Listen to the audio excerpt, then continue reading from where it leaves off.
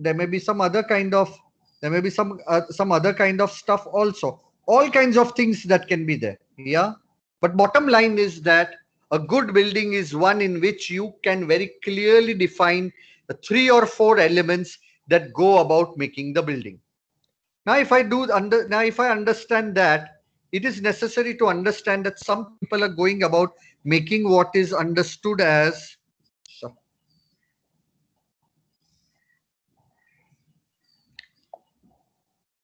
making what is understood as curtain walls. Now, what are curtain walls?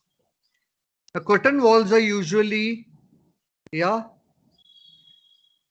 curtain walls are usually a kind of a fenestration system that works independently of its own. That has very little to do with the, that has very little to do with the, very little to do with the structural system or the walls or things like that.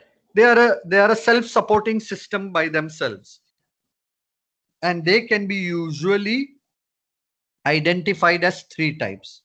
The first type is called as the stick system, STICK, stick. The second is usually known as unitized system, and the third is called as suspended.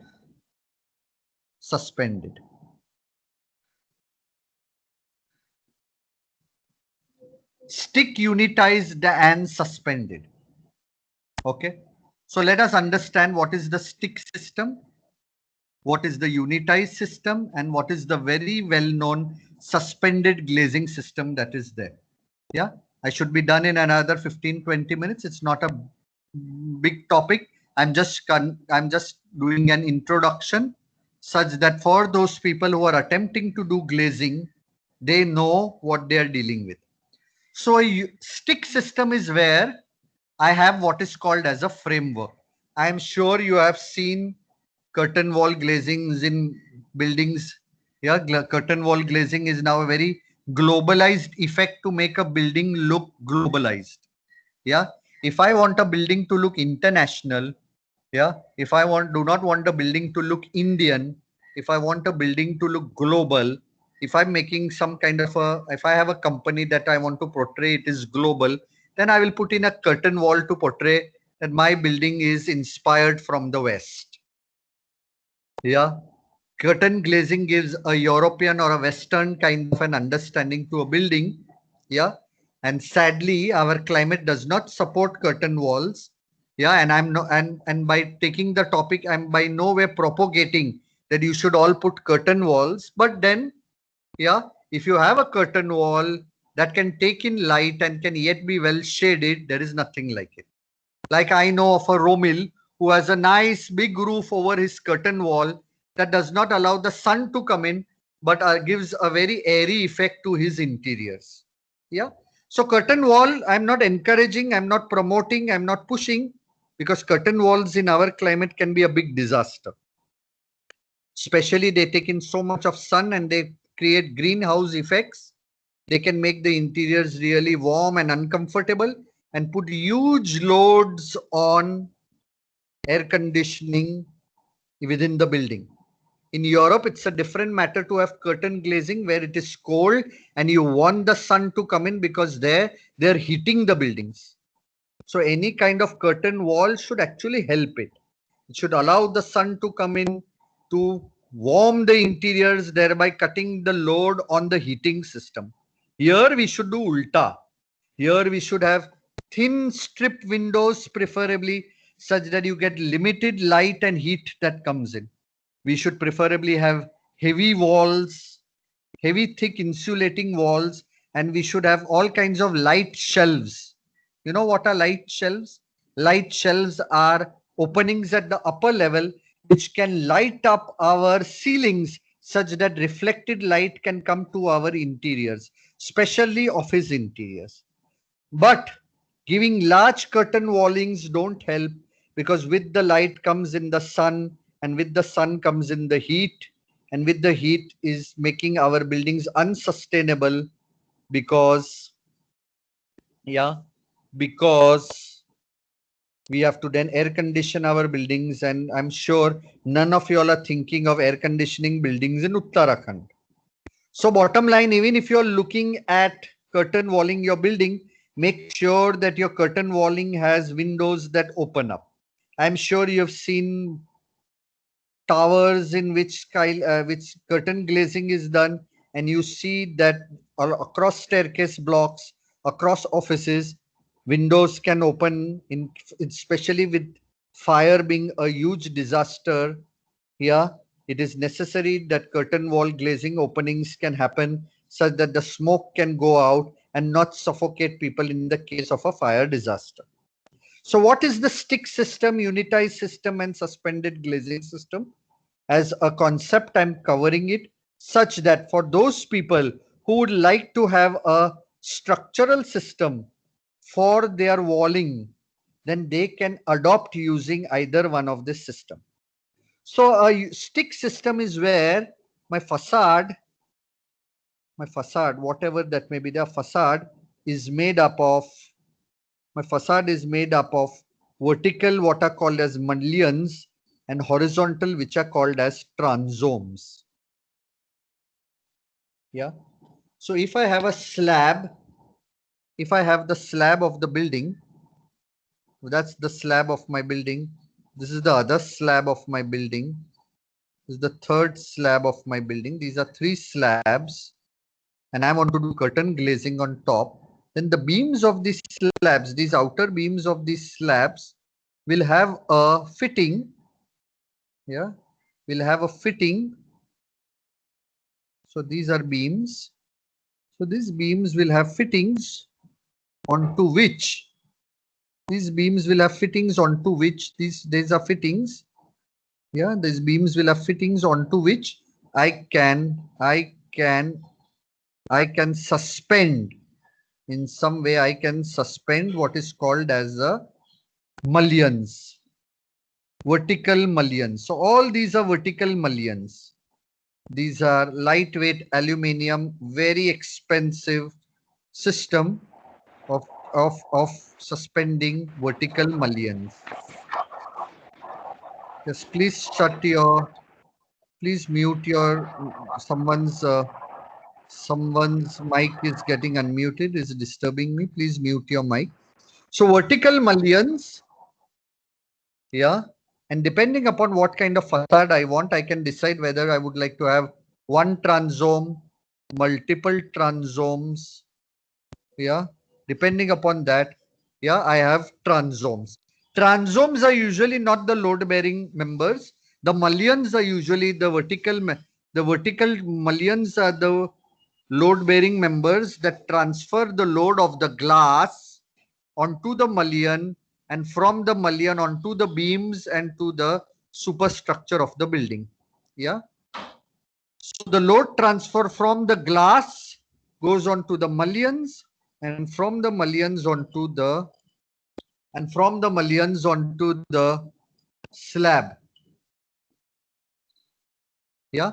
Now you need to understand that you must have seen, once the mullions and transomes have fallen in place, then the glass comes with a frame, and the glass gets clipped on. Yeah. The glass gets clipped on into these bays. Now, whether the bay is small or whether the bay is large, depending upon how you want the bay to be seen, yeah, depending upon how you want the glazing to be seen, the glazing comes in units, framed units, and it will get clipped on. It will get clipped on this frame, and that's why it is called as a stick system. The unit gets stuck onto the mullions and the transomes, and that's why it's called as a stick system.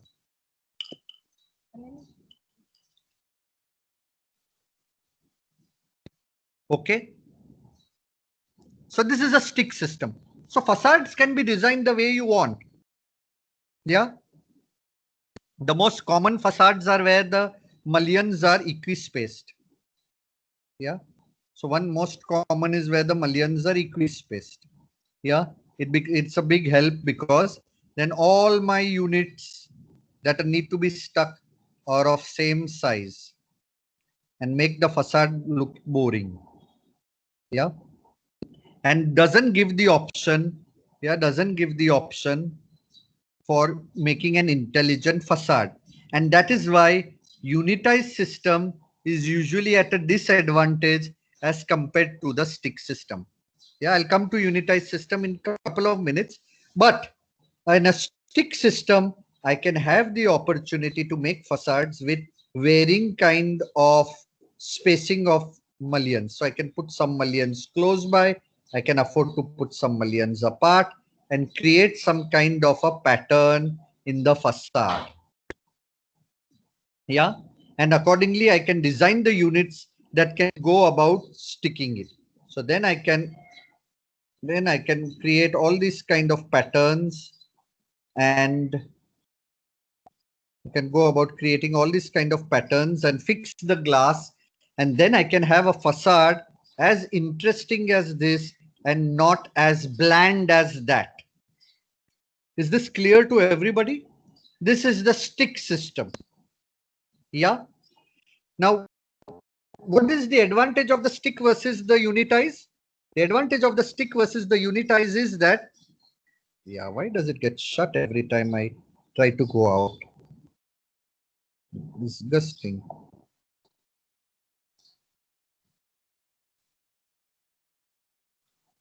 Ah.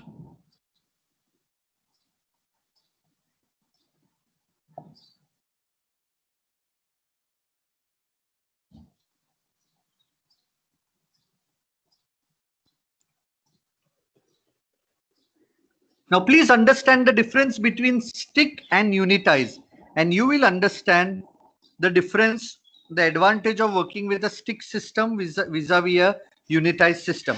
In a unitized system in the 70s, 1960s, 1970s, yeah, I have to tell my wife to stop making noise. In a stick system, you would not have any mullions and transomes. You would have these slabs, yeah, you would have these slabs, and the unit and the entire building would be envisaged of certain units. So, but naturally there are columns that are holding that, but I would not have any kind of mullions and transomes. What I would have instead is that the entire window unit or the entire is envisaged as one unit. So here I would have 3 units.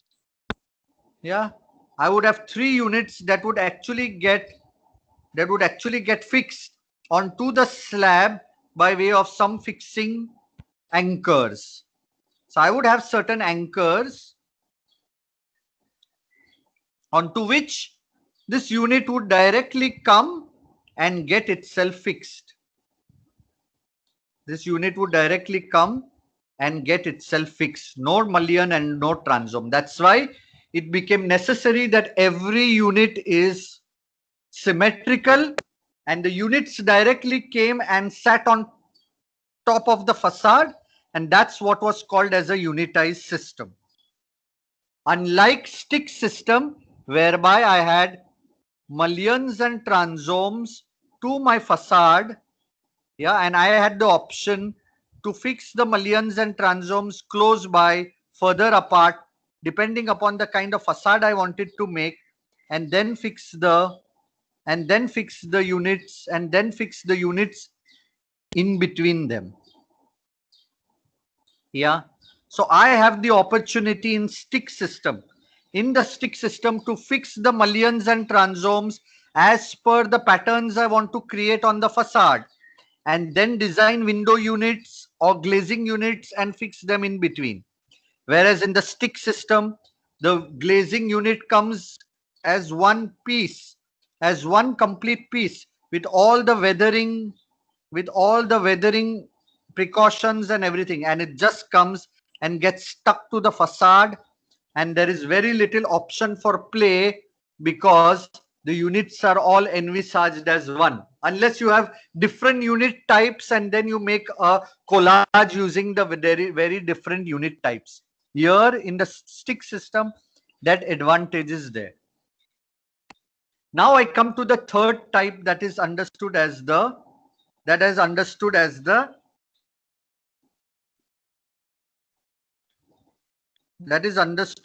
suspended glazing type. In a suspended glazing type, I don't need mullions, I don't need transomes, but I need what are called as suspenders. So what happens by way of suspenders, if this is the facade? So first of all, I don't even need floors. Okay, you did see that for stick or unitized system, the concept of the floors was very important, on which perhaps the mullions got themselves in place, or perhaps the unitized system, the units came from floor to floor. In a suspended glazing system, I can work with triple heights, 4-time heights, all kinds of things that are there. Yeah. Suppose this is a double height, triple height, as I indicate here. Yeah.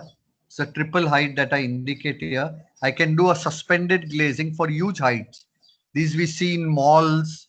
These we see in very large facades that are there. And that can help me do suspension in some manner or the other. So what does suspended glazing talk about? Suspended glazing talks about me suspending some members. Now, what kind of members are there?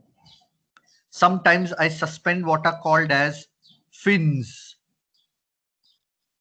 So I suspend what are called as glass fins. I do not know if you've seen any of these glass fins. Yeah. Or I suspend what are called as ropes, metal ropes. And to the edge of these metal ropes are what I have called as spider fittings. Yeah, so here I have what are called as spider fittings. You've seen spider fittings? If you've not seen spider fittings, then this is what it looks like. Yeah, spider fittings. Yeah, patch, or they are also called as patch fittings. So this is a spider fitting for glazing. Yeah, I'm sure all of you all have seen this. That's a spider fitting. Yeah. And this is what is called as suspended glazing, where I see ropes that are suspended from a floor onto which the glass is then suspended from. Yeah. So, yeah. So this is a patch fitting. I am able to hold a glass using a patch. So all four corners hold the glass that is there. So either I have what is called as a patch fitting, or what I have is what is understood as a spider fitting. Yeah. So that's a spider fitting and that's a patch fitting. Yeah. So please understand, this is a spider fitting. Yeah. On the other hand, yeah. So this is a well-known spider fitting. Yeah. All four corners of the spider are holding one members of the glass. Okay. So what do I do? So here I have what are called as glass suspenders. They are very tough members of glass which are suspended from the slab on top, or I have a metal trussing member or a string member, tensile string member. Yeah, that perhaps is suspended, that allows this. Yeah, and then I have large sheets of glass. Yeah, which the suspended glazing holds. So the last of the glass is held from here. Yeah, and the four pieces of the glass that allow the glass to be held in the four corners. So this spider allows me to hold this part of the glass, that part of the glass, all four parts of the glass. So here is, this spider is holding 1, 2, 3, 4, four parts of the glass. This spider will hold 4, 1, 2, 3, these four parts of the glass. Yeah. So suspended glazing works by way of suspending a metal or a glass member onto which the glass can be held using a patch, or either using a patch or a spider fitting. Yeah. So either I'm using a patch or a spider fitting to suspend the glazing. These are not preferred in the kind of setting you're working with. Yeah. What is most preferred in the setting that you're working with is this unitized and stick system. So look at I hope you understand what is the difference between unitized and stick system. In the stick system, the glazing unit goes and sits using a mullion and a transom. In a unitized system, the entire window is envisaged as a unit, and it comes and it gets stuck to the slab, or it gets fixed to the slab. Yeah. Yeah. Look at this is the framework done for a stick system.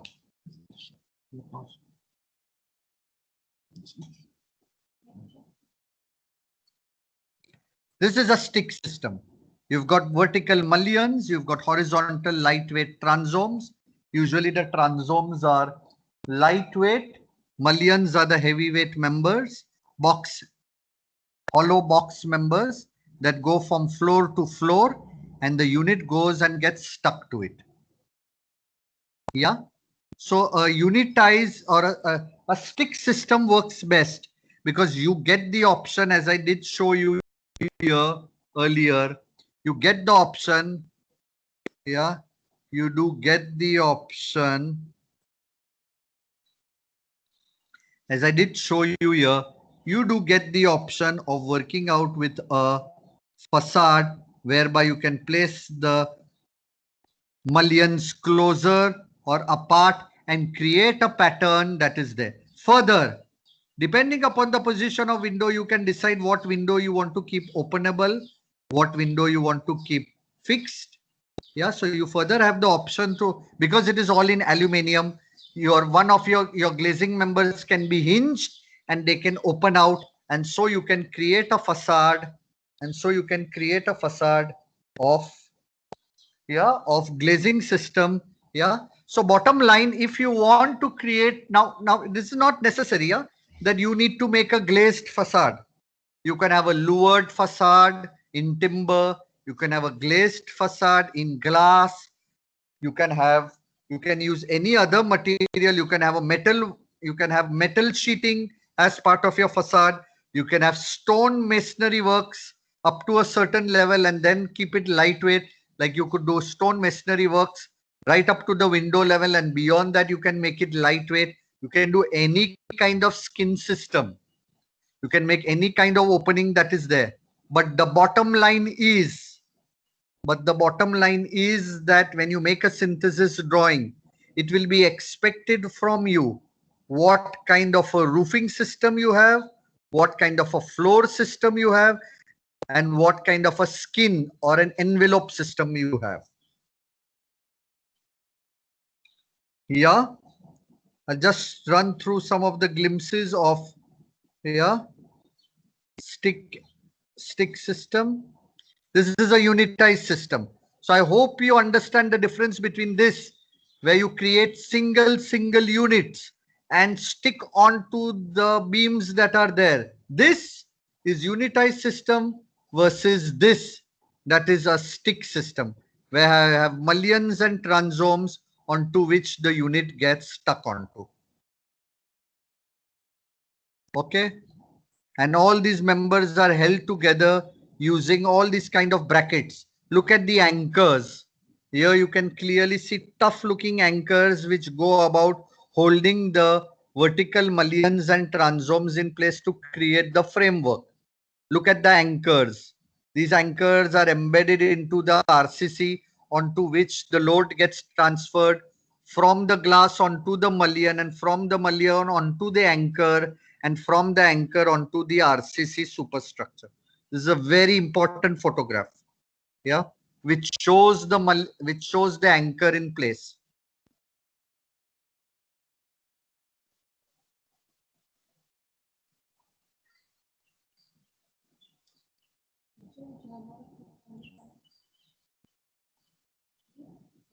This is a very important cross section of a mullion and transom. You can see how how deep the mullions are and how they are made tough using the kind of profile that is there. And once the glass is fit, there is a capping, there is a capping material that is put on top to hold the glass in position so that the glass doesn't fall off. And so you have what is well known as a male and female joint. Yeah, you have very well known what is a male and female joint. And look at here, this is a stick system where you can clearly see the mullions and the transomes that are there. Look at this cross section. Here is a heavy duty mullion on top of which the glass has come and sat. And from the outside, you're going to see a capping member that is going to come and put the glass in place and not allow the glass to fall off. So that's a male and female joint whereby it comes and it caps on top of the glazing so that the glazing stays in place forever.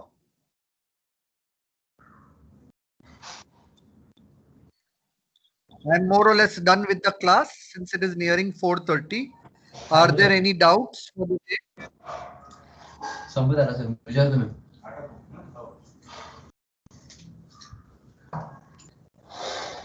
Sarthak, can you please mute your mic unless you're continuing with the lecture? Oh, sorry.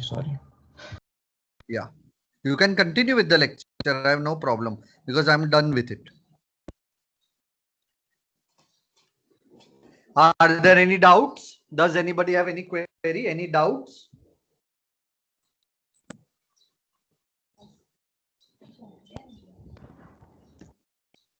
Anybody has any doubts or queries? If I call it a day. So I hope you gather the three topics that we covered for the day. One is the setting out for centerline drawing.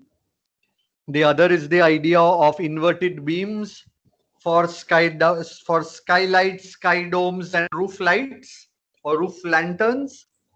And the last is how do I go about creating glazing, yeah, by way of stick system, unitized system, and suspended glazing system. Depending upon what is in use of your project, yeah, you need to understand. Depending upon what is to be utilized in your project, yeah, you need to look up for yourself. Yeah, if there are any other doubts before I call off the day, if there are any people who have any other doubts in any of your construction or ideas, then myself and Neeraj should be more than happy to help. Otherwise, we can call it off a day.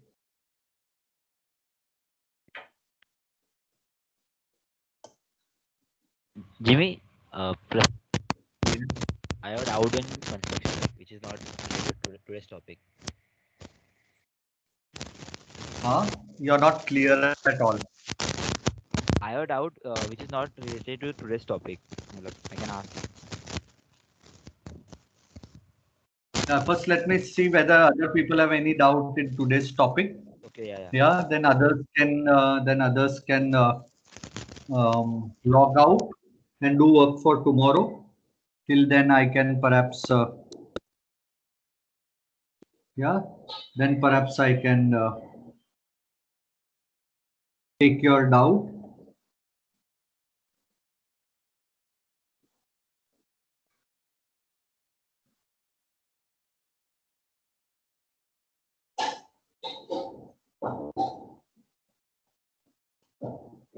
Just let me download the attendance.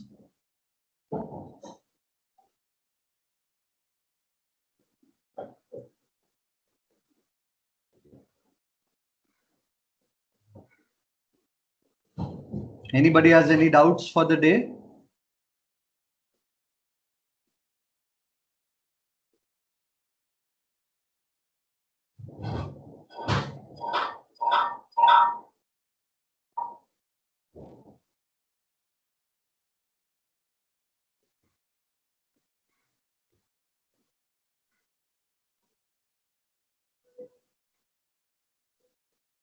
Yeah, so those who do not have